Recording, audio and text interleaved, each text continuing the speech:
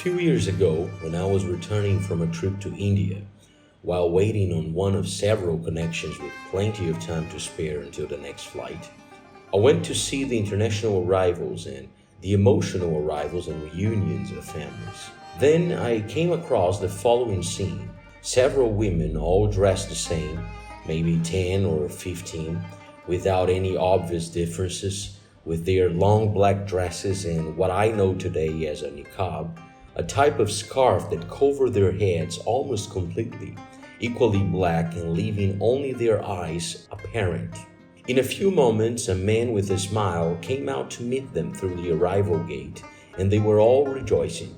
But when he approached in the middle of so many, he, in an expression of deep affection, went to one of them and hugged her. Let's pause the story and please allow me to share a thought with you.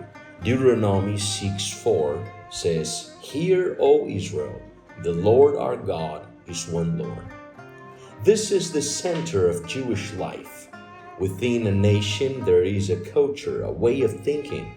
The very clothes, hobbies, and language are defined by the environment in which a person is raised. Using here a Marxist reference, a man is a product of the environment. That is, what is around you ends up defining the person you become.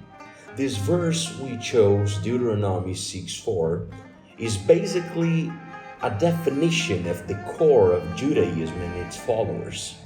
Now, I present to you a man whose Israelite lineage was indeed one of the most biblically unquestionable. His name was Solomon. But King Solomon loved many strange women, together with the daughter of Pharaoh, women of the Moabites, Ammonites, Edomites, Zidonians, and Hittites, of the nations concerning which the Lord said unto the children of Israel, "You shall not go in to them, neither shall they come in unto you, for surely they will turn away your heart after their gods." Solomon clave unto these in love. And the Bible tells us these women perverted Solomon's heart.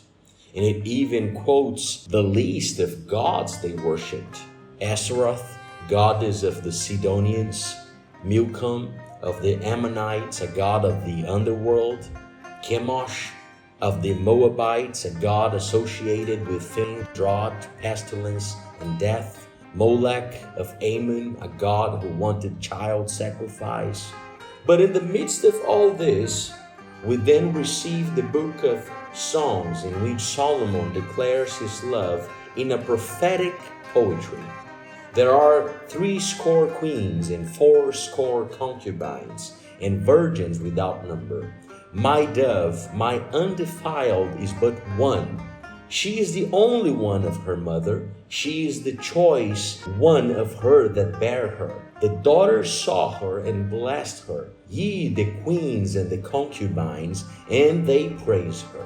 Return, return, O Shulamite. Return, return, that we may look upon thee. What will you see in the Shulamite? As it were the company of two armies. There is a possibility that the Shulamite was actually a Shunammite, a woman from Shunem, just like David's handmaid in his old age, or like the woman who lived in the city whose Elisha restored the life of her son. These would then imply that the Shulamite and the Shunammite is just a spelling error, a writing error. But then we would get into questionable spelling errors. The other possible explanation says that the Shulamite would be the feminine form of the name of Solomon.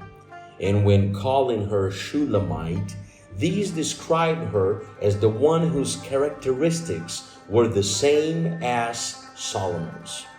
Her role as an honorary princess, as the companion of the king, as the beloved of the king, one who seeks the king's same interests, who act like the king. So there were many who adored him, but only one thought like him. And it was only to one that he dedicated a love for poetry. Solomon could have them all, but all he wanted was his princess, his queen, the Shulamite, the one who resembled him. Husbands, love your wives, even as Christ also loved the church and gave himself for it, that he might sanctify and cleanse it with the washing of water by the word, that he might present it to himself as a glorious church, not having spot or wrinkle or any such thing, but that it should be holy and without blemish. God has a Shulamite, and he gave his life for her. Sometimes I am caught comparing myself, thinking that perhaps I could do this or that and make everything much easier. But then I think about my King, what he likes, and that he searches my heart. And then when I choose something to wear, when I offer, when I speak, how I behave, I remember the following question: what does the King like? We're not interested in what the Ammonites do.